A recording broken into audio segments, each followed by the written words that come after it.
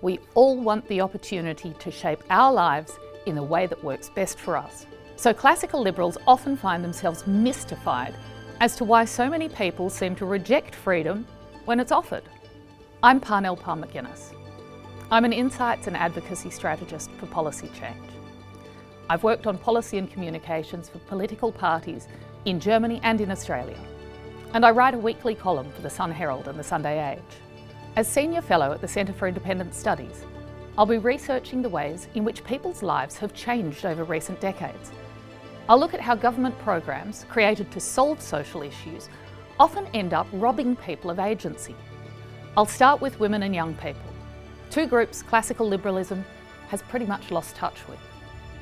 I'll examine the pressures they face, the trade-offs they make, and the ways policies box them in.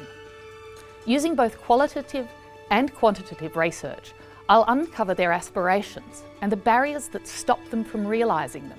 And I'll explore how a freedom-first approach may open up real choices. Choices that reflect what people actually want, not what government thinks they should want. People like you and I love to talk about freedom, but too often it just sounds like a lecture. Abstract, out of touch, irrelevant to everyday life. Meanwhile, when voters feel pain, governments are always ready to step in with programs to help. But people don't reject freedom. They just don't see it helping with the things that matter most. So instead of telling people off for relying on support programs, I want to show how these programs limit choices and explore alternatives that maximise agency and self-determination. The aim is simple: to make freedom practical again. To put aside nostalgia and lectures and just find real options that give people agency over their own lives.